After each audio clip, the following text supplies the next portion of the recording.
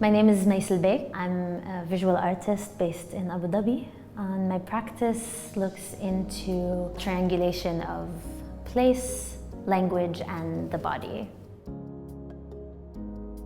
I did my Master's of Fine Arts at the Rhode Island School of Design, or RISD, and I went to the glass department, which is a bit of a kooky department.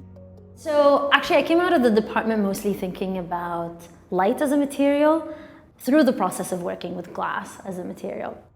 At some point when I was really interested in the space of the mouth, I was thinking again about language in the body, and I really wanted to locate language in the body. Obviously the first place that you go to is the mouth, and I started to cast the inside of my mouth. And so that kind of was the beginning of directly putting my body and glass together. I wanted to create lenses out of syllables. So I would cast a syllable, or I would cast the form that a syllable makes inside my mouth, and then I would create lenses out of these. So one of them is a piece called بالروح بالدم, 4 syllables.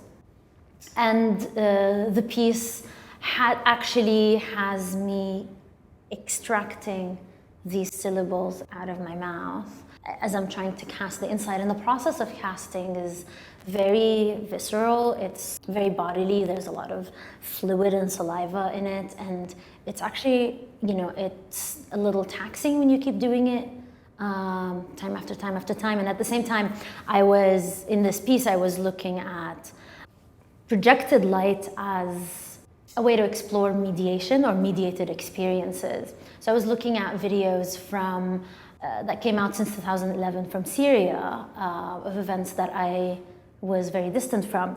And I was just thinking about experiencing such intense events from a distance. And so I would place my body in front of projections of these videos, and I would cast the syllables of chants that, collectively were being uttered.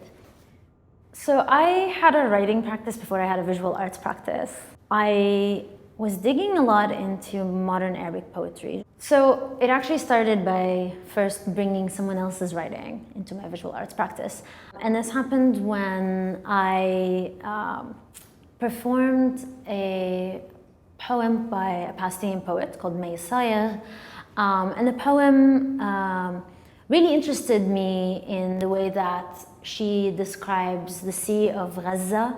And so I had a lot of sort of really serious questions in the content of the poem that I wanted to address, but my audience was split evenly between Arabic speakers and non-Arabic speakers. And so I played a little bit with different ways of having the translation be in the performance.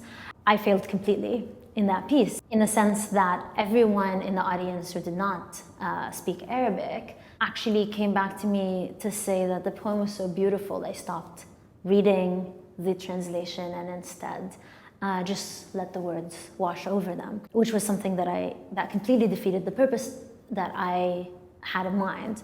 And that kind of took me down the rabbit hole of looking into translation.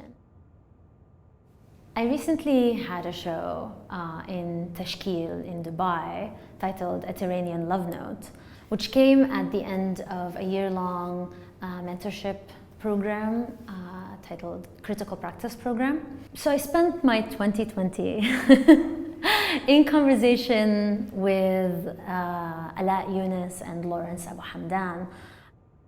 I knew starting the program that I wanted to look at my here and now.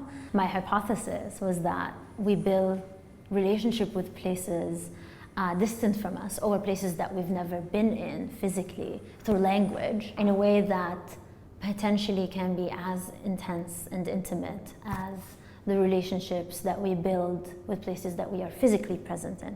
I started by digging into the terms we use to describe our relationship to place.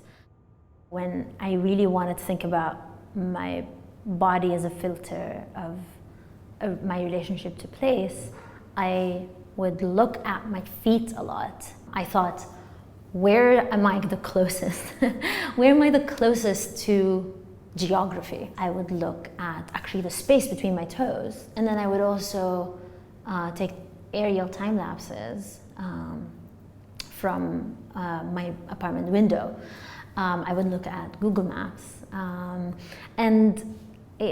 Again, it's just thinking by looking, and it's gathering as many resources as possible. While looking into the terms that define our relationship to place, I found myself really interested in how language is used in state speak and in sort of bureaucratic documents and bureaucratic descriptions. I collaborated with writer and dear friend Maryam Dabbagh, and we worked on a piece titled Huna Huna, or Here is Here, which borrows form both linguistically and visually from declarations or state manifestos, where often it starts with here is Damascus, here is Baghdad, here is X, Y, and Z. And ours started with here is here. هنا هذا هو بيان البيانات. And as I was exploring this with Maryam, I also found myself formally interested in the apparatus of these declarations or these speeches, one of which is the teleprompter, a device that basically aids someone who is speaking live to a camera. The piece runs a video that includes language very different from bureaucratic language. But what it was is it was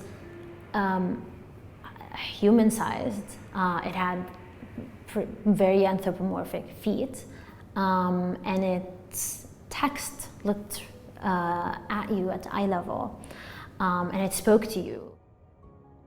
I think I make most of my work by following my curiosity and asking questions, and I think a successful piece is a piece that makes someone ask a question.